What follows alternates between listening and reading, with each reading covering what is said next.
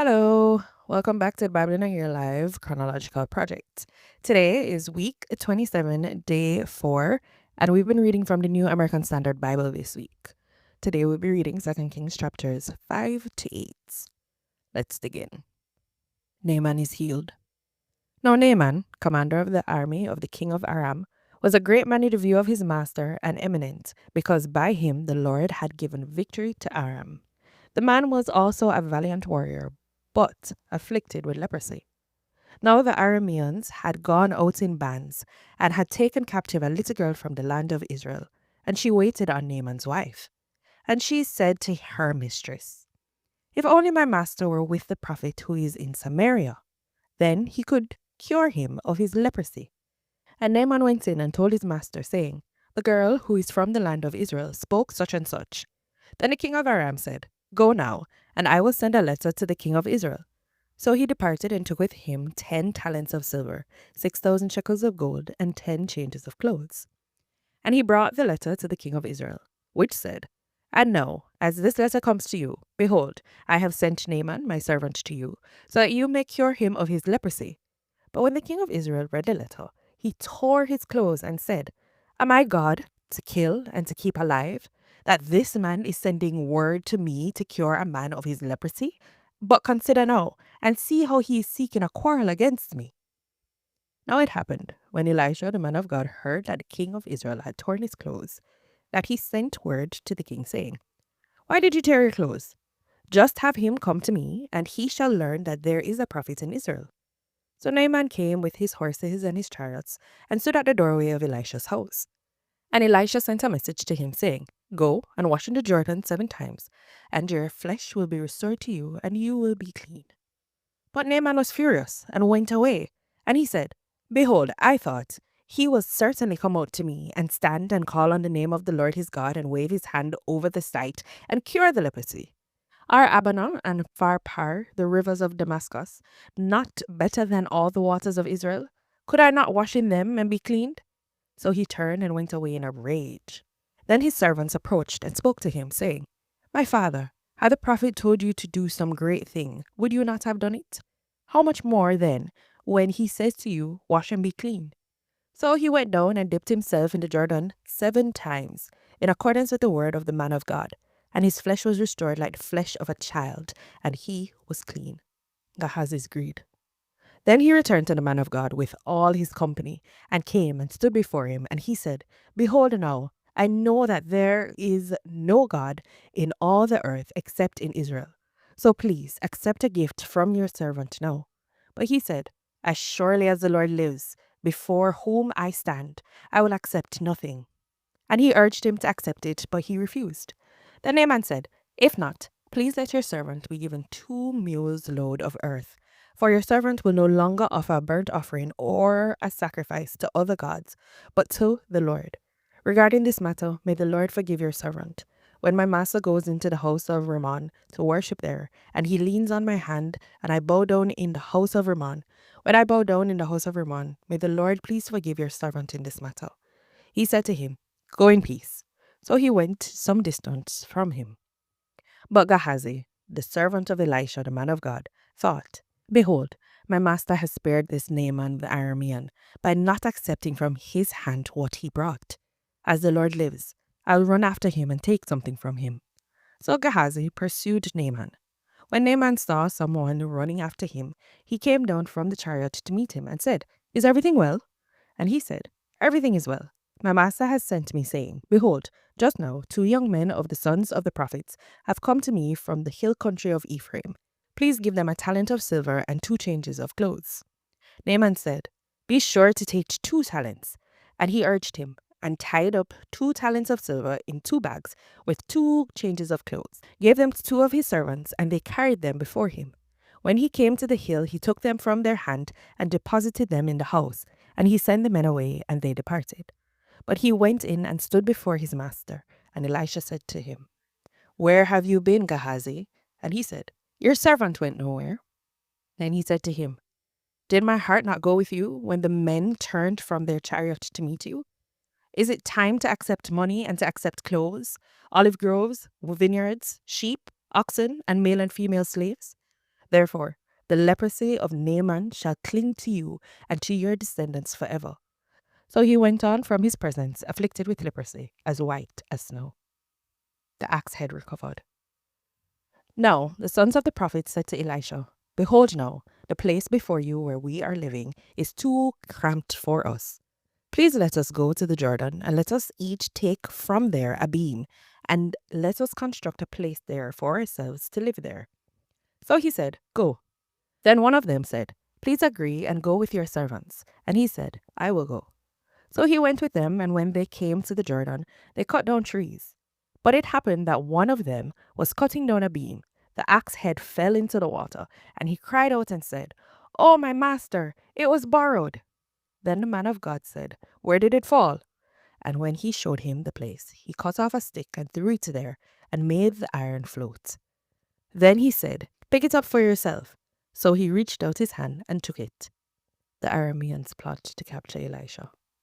Now the king of Aram was making war against Israel, and he consulted with his servants, saying, "In such and such place shall be my camp." But the man of God sent word to the king of Israel, saying, "Be careful that you do not pass this place, because the Arameans are coming down there." And the king of Israel sent scouts to the place about which the man of God had told him, and he warned him, so that he was on his guard there more than once or twice. Now the heart of the king of Aram was enraged over this matter, and he called his servants and said to them, "Will you not tell me which of us is for the king of Israel?" One of his servants said, "No, my lord the king, but Elisha, the prophet, who is in Israel, tells the king of Israel the words that you speak in your bedroom." So he said, "Go and see where he is, so that I may send men and take him." And it was told to him, saying, "Behold, he is in Dothan." So he sent horses and chariots and a substantial army there, and they came by night and surrounded the city. Now when the attendant of the man of God had risen early and gone out, behold, an army with horses and chariots was encircling the city. And his servant said to him, "This is hopeless, my master. What are we to do?" And he said, "Do not be afraid, for those who are with us are greater than those who are with them." Then Elisha prayed and said, "Lord, please open his eyes so that he may see." And the Lord opened the servant's eyes, and he saw, and behold, the mountain was full of horses and chariots of fire all around Elisha. And when they came down to him, Elisha prayed to the Lord and said, "Please strike this people with blindness." So he struck them with blindness in accordance with the word of Elisha. Then Elisha said to them, "This is not the way, nor is this the city. Follow me, and I will bring you to the man whom you seek." And he brought them to Samaria. When they had come into Samaria, Elisha said, "Lord, open the eyes of these men, so that they may see." So the Lord opened their eyes, and they saw, and behold, they were in the midst of Samaria. Then the king of Israel, when he saw them, said to Elisha, "My father, shall I kill them? Shall I kill them?" But he answered, "You shall not kill them. Would you kill those whom you have taken captive with your sword and your bow? Set bread and water before them, so that they may eat and drink, and go to their master." So he provided a large feast for them, and when they had eaten and drunk, he sent them away. And they went to their master, and the marauding bands of the Arameans did not come again into the land of Israel. The siege of Samaria, cannibalism. Now it came about after this, that Ben-Hadad, the king of Aram, gathered all his army, and went up and besieged Samaria. So there was a severe famine in Samaria, and behold, they kept besieging it until a donkey's head was sold for 80 shekels of silver, and a fourth of a cab of dove's dung for 5 shekels of silver. And as the king of Israel was passing by on the wall, a woman cried out to him, saying, "Help, my lord the king." But he said, "If the Lord does not help you, from where am I to help you? From the threshing floor or from the winepress?" Then the king said to her, "What is on your mind?" And she said, "This woman said to me, 'Give me your son so that we may eat him today, and we shall eat my son tomorrow.' So we cooked my son and ate him. And I said to her on the next day, 'Give your son so that we may eat him.' But she has hidden her son." When the king heard the woman's words, he tore his clothes, and he was passing by on the wall, and the people looked, and behold, he had sackcloth underneath on his body. Then he said, "May God do so to me, and more so, if the head of Elisha the son of Shaphat remains on him today." Now Elisha was sitting in his house, and the elders were sitting with him. And the king sent a man from his presence. But before the messenger came to him, he said to the elders, "Do you see how this son of a murderer has sent a man to cut off my head? Look, when the messenger comes, shut the door and hold the door shut against him. Is the sound of his master's feet not behind him?"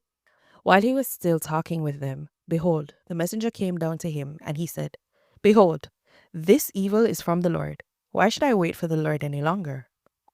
Elisha promises food. Then Elisha said, "Listen to the word of the Lord. This is what the Lord says.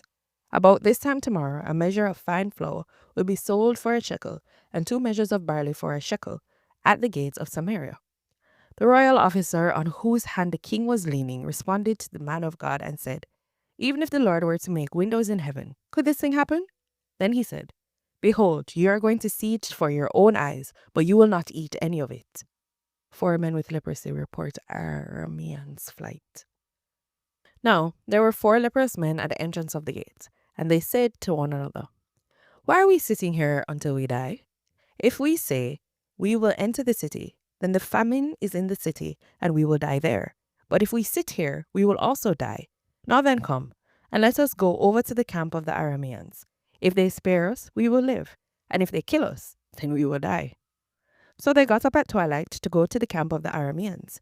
When they came to the outskirts of the camp of the Arameans, behold, there was no one there. For the Lord had made the army of the Arameans hear a sound of chariots, a sound of horses, that is, the sound of a great army. And they said to one another, "Behold, the king of Israel has hired the kings of the Hittites and the kings of the Egyptians against us to attack us."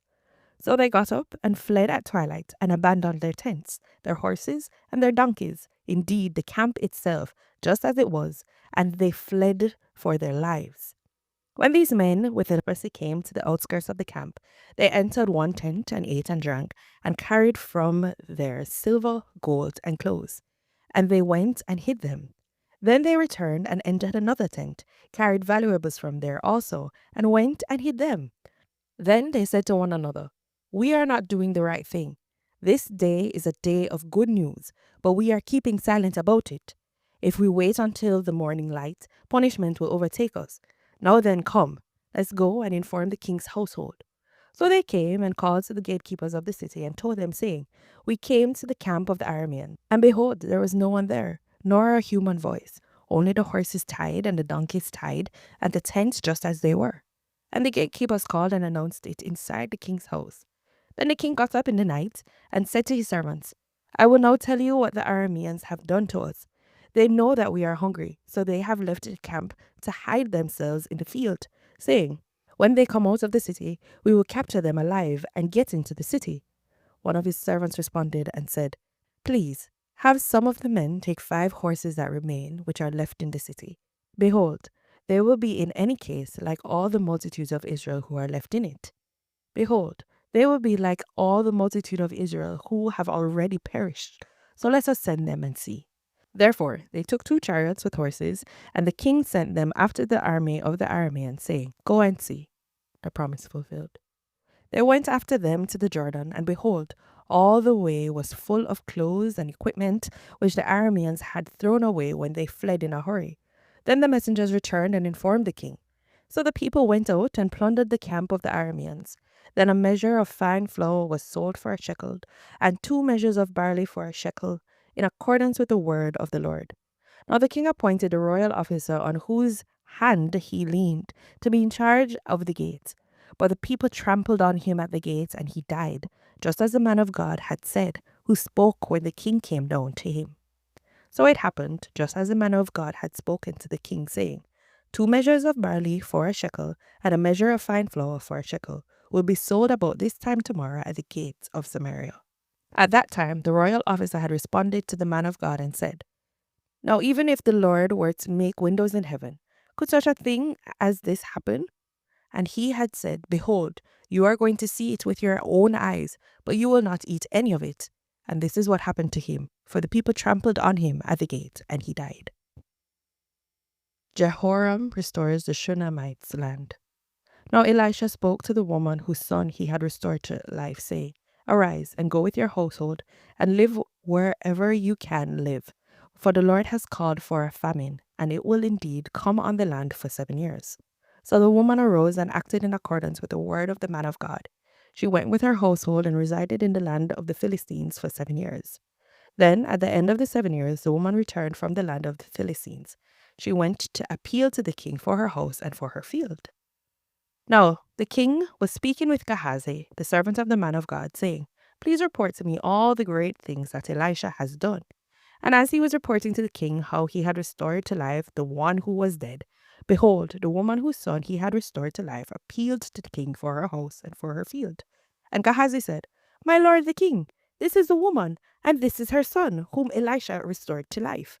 When the king asked the woman, she told everything to him. Restore all that was hers, and all the produce of the field from the day that she left the land, even until now. Elisha predicts evil from Hazael. Then Elisha came to Damascus. Now Ben-Hadad, the king of Aram, was sick, and it was told to him, saying, The man of God has come here. And the king said to Hazael, Take a gift in your hand and go to meet the man of God, and inquire of the Lord by him, saying, Will I recover from this sickness? So Hazael went to meet him and took a gift in his hand, even every kind of good thing of Damascus, 40 camels' loads. And he came and stood before him and said, Your son, Ben-Hadad, king of Aram, has sent me to you, saying, Will I recover from this sickness? Then Elisha said to him, Go, say to him, You will certainly recover. But the Lord has shown me that he will certainly die. And he stared steadily at him until Hazael was embarrassed. And then the man of God wept. And Hazael said, Why is my Lord weeping?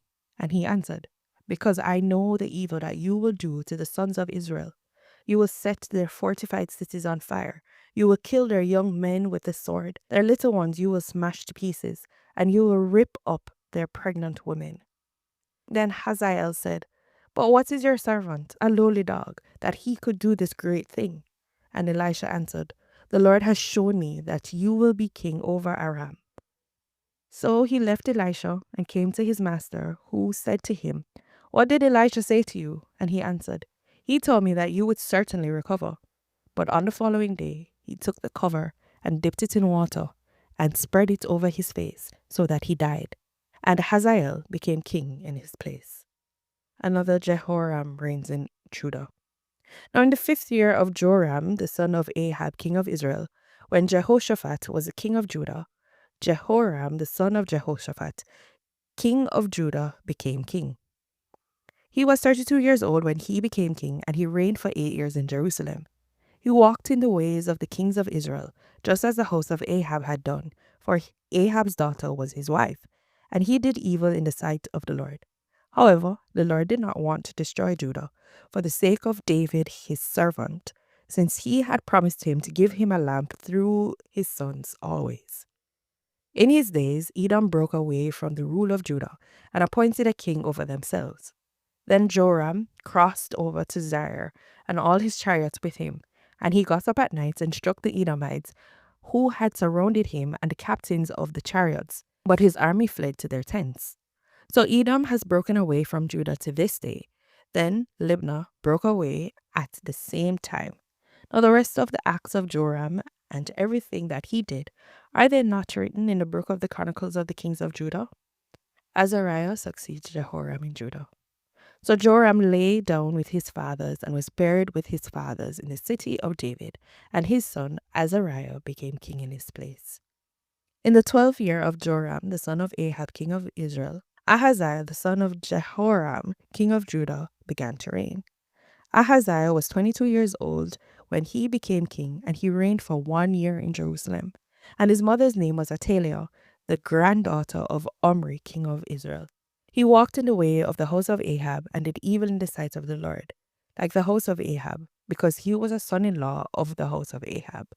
Then he went with Joram, the son of Ahab, to war against Hazael, king of Aram, at Ramoth-Gilead. And the Arameans wounded Joram.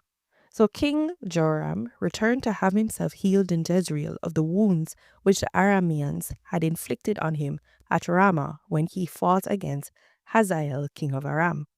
Then Ahaziah, the son of Jehoram, king of Judah, went down to see Joram, the son of Ahab, in Jezreel because he was sick. This is the word of the Lord. Amen. Remember to join us on Sunday evening at 6:30 p.m. on Zoom, where we discuss the week's readings. Zoom details can be found in the description below or on our website. Additionally, we will be starting a new series on July 7th, where we will read through the Bible again in 365 days following the Tanakh. More details of this reading can be found on our website, BIAYL project.com. Thanks for joining us. Blessings.